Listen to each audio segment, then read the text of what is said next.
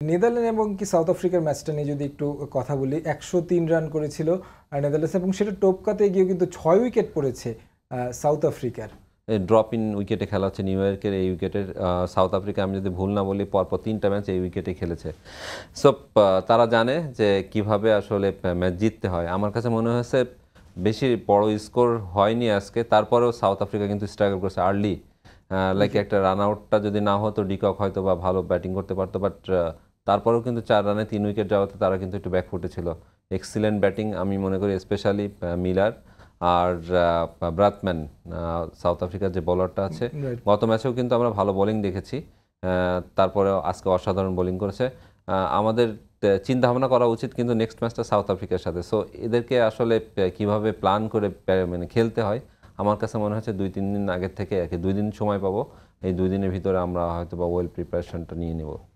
Overall যদি world কাপে দেখি যে ছোট দলগুলো কিন্তু ভালোই চমক দিচ্ছে। ইউএস এর কথা যদি বলি, আফগানিস্তান আজকে ৭৫ রানে অল আউট করে দিল নিউজিল্যান্ডকে। প্রত্যেকটা গ্রুপই বেশ মানে কম্পিটিটিভ হচ্ছে মনে হয়।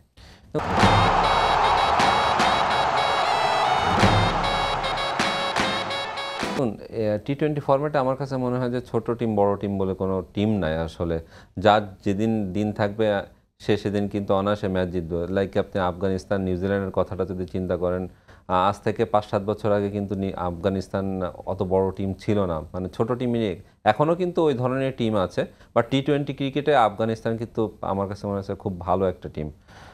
লাইক আদার যে টিমগুলো আছে ছোট টিম, সেটা তাদের নিজেদের ভিতরে কিন্তু লড়াই করে দেখছি যে না, ভালো ক্রিকেট খেলছে। লাইক ইউএসের কথা না বললেই নয়, ইউএসএ ওই গ্রুপটাতে কিন্তু এখনও ওপেন হয়ে আছে যে কে উঠবে কে উঠবে না, এখন বলাটা ডিফিকাল্ট। কালকে যদি পাকিস্তান ইন্ডিয়াকে হারিয়ে দিতে পারে তাহলে কিন্তু পাকিস্তানেরও সুযোগ থাকবে।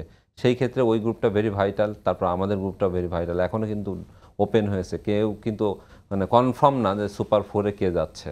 লড়াই হবে একেবারে শেষ ম্যাচ পর্যন্ত। যদি বাংলাদেশের গ্রুপের দিকটা একটু দেখি যে, এবং সাউথ আফ্রিকা এবং নেদারল্যান্ডসের ম্যাচটা ছোট মার্জিনে জয়ের কারণে বাংলাদেশ হলো কিছুটা নেট রান রেটে কিছুটা সুবিধা পাবে।